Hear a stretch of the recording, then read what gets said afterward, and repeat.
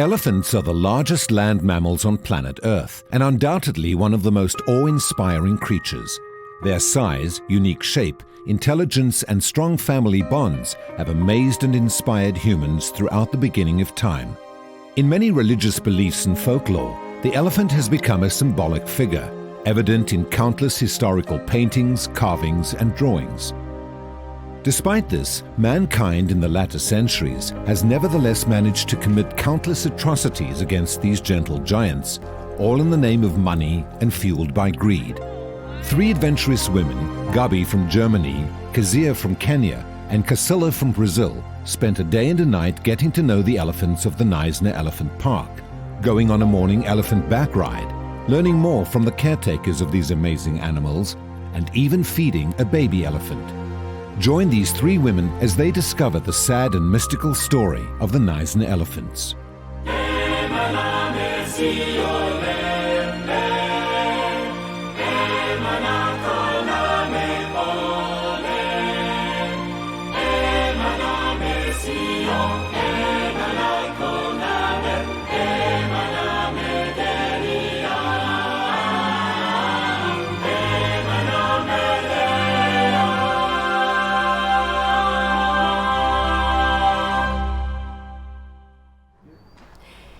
Keine Ahnung, welches Tier mich am meisten begeistert und fasziniert. Schwer zu sagen. Aber müsste ich mich für eins entscheiden, ich glaube, dann wäre es der Elefant. Solch einem riesengroßen Tier nahe zu sein, ihm Auge in Auge zu begegnen, das muss der Wahnsinn sein. Und da träume ich schon sehr, sehr lange davon. Und deshalb freue ich mich auf diese tierische Begegnung hier im Knysna Elefantenpark in Südafrika.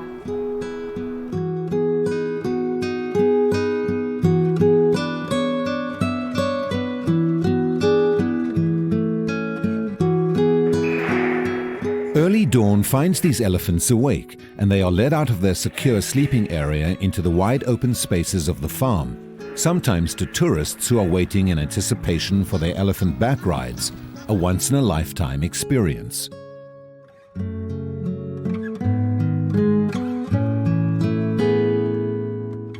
You've got the last remaining elephants of the biggest gene pool in South Africa, the southernmost elephants in the world, African elephants. And that's, I'm talking about a natural herd. And then our effort, obviously, to keep elephants in this area by creating an elephant orphanage. So when you say orphans, elephants whose parents were killed, or? Each elephant has got a different story. And these elephants play a massive role in education. We have a saying here called conservation through education.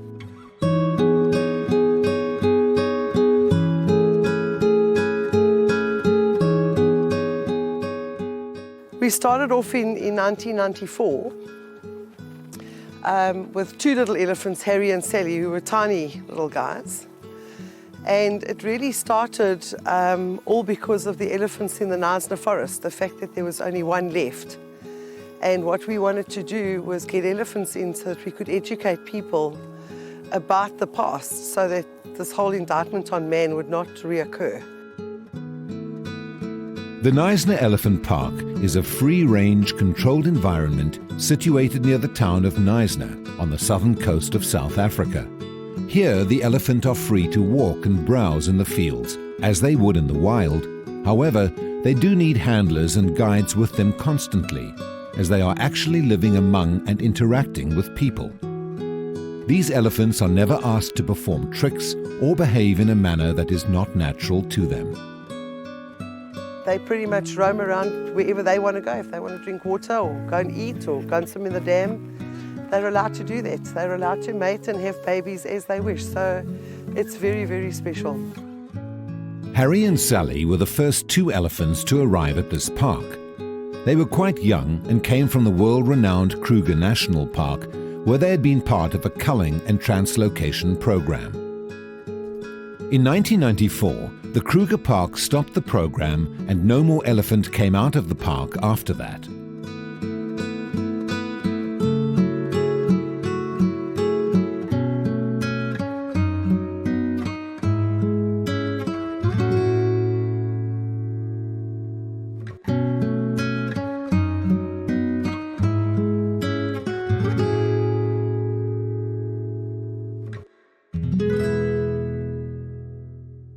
we went and had a look at them. There were originally 3 of them. One had died of malnutrition. Sally was suffering from malnutrition as well. And it was basically from a guy who wanted to get in elephants, and off the back of one of the big 5, he wanted to shoot one of the big 5. He was involved in cane lion hunting. So he thought that if he brought in hunters and put them onto an elephant and they could shoot a lion, he would make a couple of more $1,000, whatever it was. And then what happened is little Willie died of malnutrition. Sally became very angry and quite aggressive, and she put him in hospital, and he then decided that he wanted to sell the elephants. We went and had a look. We must have gone there 3, 4, 5 times before we managed to see them. And when we eventually got to see them, here were these 2 little guys. Harry took me at shoulder height, and so did Sally. And I fell in love with them, and at all costs I wanted them. I never knew what the future held, not for them or for us. Whether they would ever be free like they are today, whether there would be a whole lot of babies, we didn't have a clue. But it's all worked out incredibly well, with Sally being the matriarch. And all the little babies and the females that we've brought in, she's adopted. Harry is like a big teddy bear. He's really a gentle giant.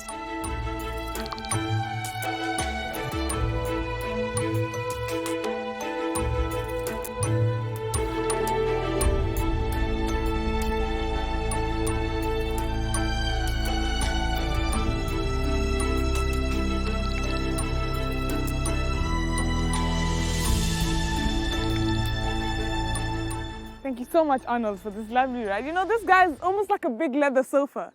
It's very comfortable. But the elephant is so humble and so emotional, yet so big and so mighty. It tells a lot about a creature. Her grace is amazing. This here is Tosha, and she's 22, like me. Das, was ich hier gerade mache, auf einem Elefanten reiten, das ist, glaube ich, das, was ich mir schon immer gewünscht habe, mir schon immer erträumt habe, seit ich denken kann. Und deshalb ganz herzlichen Dank an Sabili, dass er mit mir hier geritten ist. Natürlich herzlichen Dank an Harry. Das ist ein Elefantenbulle, 21 Jahre alt, 4,5 Tonnen schwer. Hammer, absolut Hammer. Großartig, auf so einem fantastischen Tier zu reiten. Harry, trunk up. Good.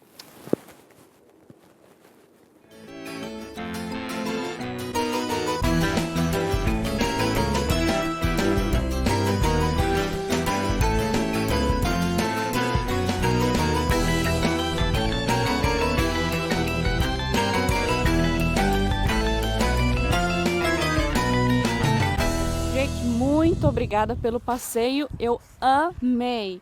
Pessoal, espero que vocês tenham gostado, porque eu simplesmente estou sem palavras com a emoção que eu senti.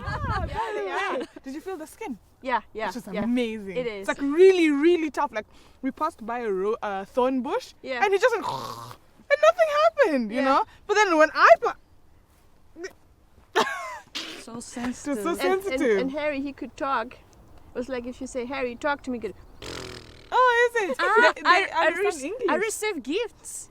Oh, you did? Yeah. What? Mai is so kind that when we have visitors here, he likes to pick things on the floor and give to the visitor. Oh, and he said, this is a gift for you. And I said, really? Like, was like a tissue on the floor. Thank you. It's for you. He's saying that you are welcome. Was it a thank female? you. Was it a female? No, it was was only male. one male. female. Yeah. It was my male. Oh, so he liked you, huh? We use the elephants in the park to do a lot more than teach conservation. There's some amazing stories that we've got. They're very broad in their nature, but for example, we do a lot of work with drug rehabilitation entities in the area, and it's an amazing process because each elephant has a different story. It comes from a different place. It's gone through a trauma of its own, and in very differing backgrounds, differing circumstances. And by introducing each elephant and their crisis and their story to the people that we're working with, they are able to use the elephant as a metaphor in their own lives. They are able to identify with some of the trauma of that particular elephant. And the biggest, the way we go about it is to describe how these elephants overcome their traumas, how they are able to problem solve, how they use their intelligence and their natural abilities to overcome the challenges that are in front of them, in the hope that a lot of these other people, or the people that we're working with, identify with that and use that as a strength in their own lives. Yesterday, we had a guy on one of the elephants who's a paraplegic. I mean, he is in a wheelchair permanently. We had a guide in front, him in the middle, and another guide behind him. And there this man was on this elephant with the biggest smile. Despite its thickness, elephant skin is very sensitive. An elephant has no sweat glands. Mud trapped in the folds of the skin along with the flapping of its ears help to keep the elephant cool. African elephants have the biggest ears in the world, measuring up to 2 meters from top to bottom. They do not have bigger ears for better hearing, however. Their ears are bigger because it is hotter on the open tropical plains, and the ears are designed to diminish the heat. Inside the huge ear flap is a network of large blood vessels. Flapping its ears regularly cools an elephant in several ways. Each flap acts like a fan, blowing air over the body surface, as well as cooling the air around the blood vessels in the ear, allowing cooler blood to circulate through the elephant's body. An elephant's tusks are not for decoration, but have a variety of important functions. The elephant used them as tools, as weapons, and in displays of strength. Although their tusks are useful, some elephants can and do live without them. And just as people are right or left-handed, so too are elephants left or right tusked. The tusk that is used more often is called the master tusk and is, as a result, shorter and more rounded. The intriguing trunk is made up of the nose, upper lip, and muscles of the elephant's face, joined together and lengthened to form a unique fifth limb. The 2 nostril tubes are surrounded by more than 100,000 muscle units. An African elephant has 2 triangular fingers at the tip of the trunk, which it uses to pick up small objects. Most who have experienced it are surprised at how silently elephants move through the bush. This is possible because a built-in shock absorber made of fatty fibrous tissue cushions the impact of the foot on the ground. An elephant's weight rests on the tip of each toe and the fibrous cushion under the heel. Elephants are agile climbers of steep hills, mountains, and on occasion even cliffs. Elephants communicate with each other through a very low-frequency vocalization called infrasound, which travels a distance of 20 to 30 kilometers. Elephants are herbivores and spend approximately 3/4 of their time, day and night, eating. An adult elephant will eat between 100 to 200 kilograms of vegetation per day, depending on its size and its habitat.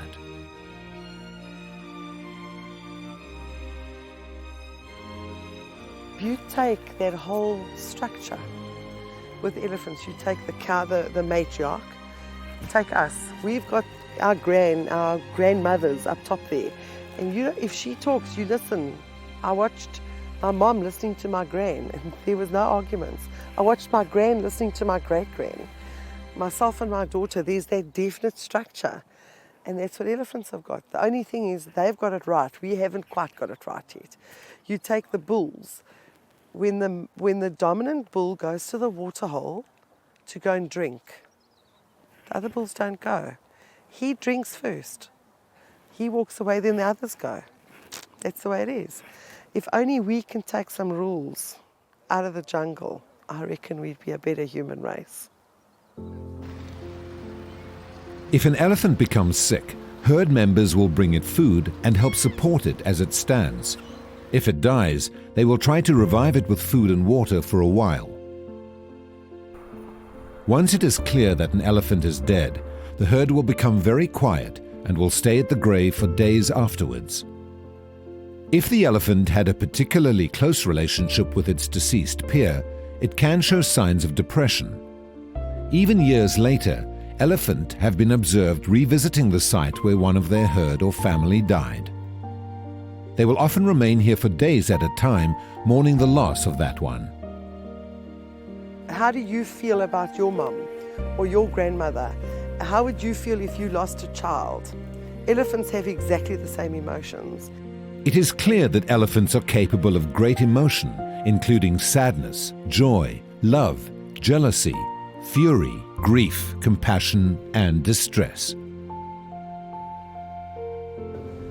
Okay, so we're just about to feed the baby elephant. So we're going to prepare his bottle, then get the milk ready in it, and then we go and feed the baby. So Felix, take us through it. 2 teams. There we are. Yeah, there we are. Okay. 3. Just when it's enough. That's it. Enough? That's More. it, yeah. More?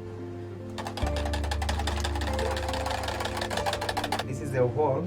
So when you are pouring this milk into the bottle, make sure you have to close the hole because you can get sprayed. Oh yeah. Yeah. Okay. Okay, it's close. Yeah. That's great. It's not me.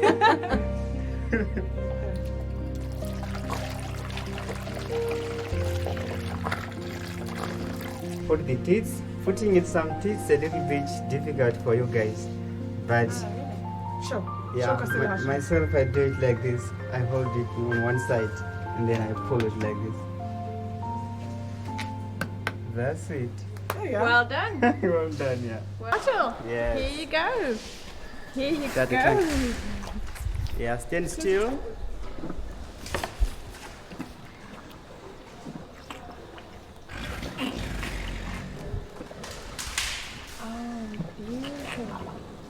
Tilt upwards.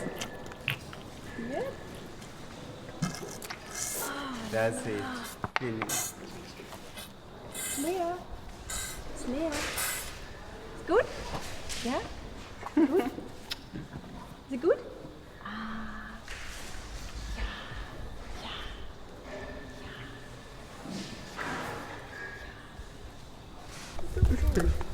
Okay. How was that for you?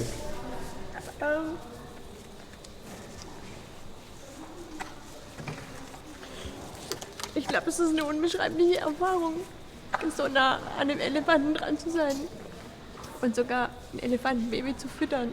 Unglaublich.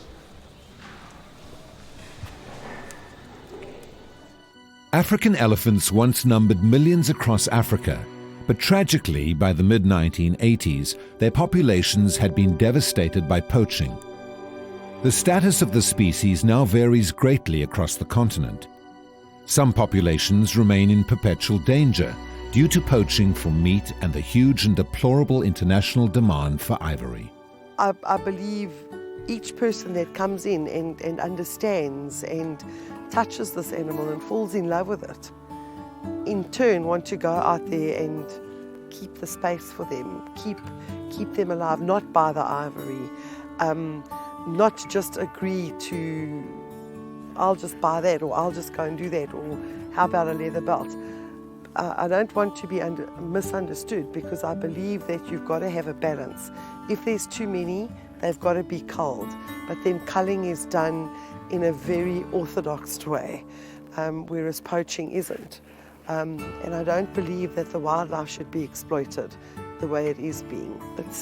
Elephants have taught me a huge amount in life.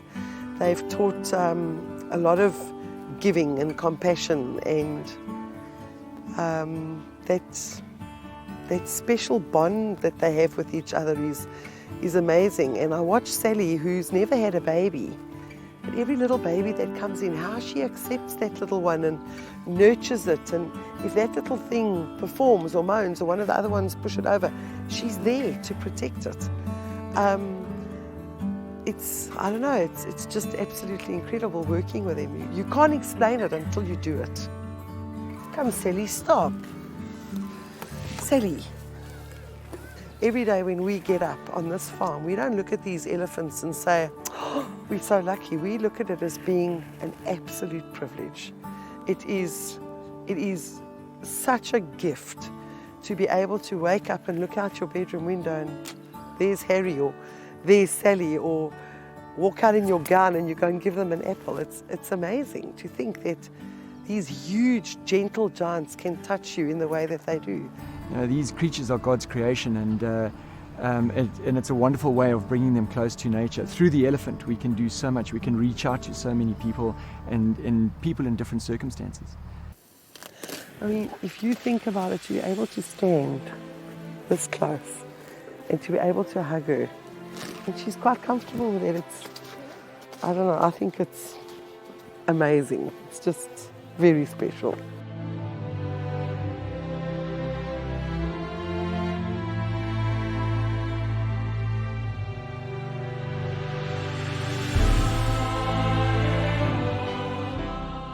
Each elephant that I met here had a unique personality.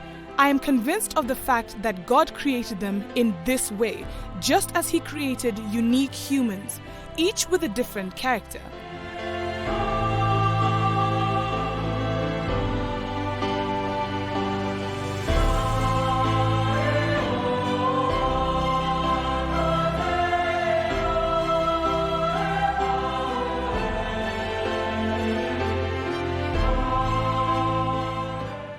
I find it hard to understand why thousands of elephants are being killed every year, just because some people want ivory in their homes. This experience here with the elephants has enriched my life in a very special and emotional way.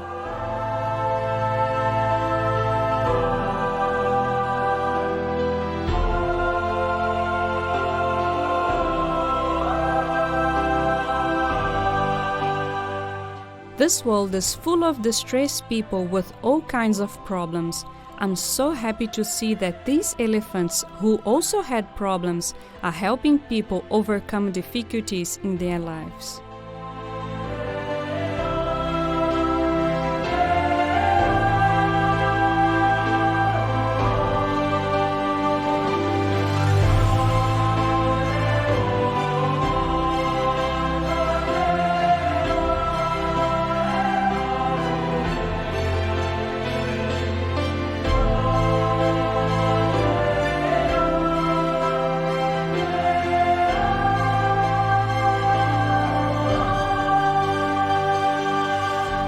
How can anyone, even for a moment, doubt that God created elephants?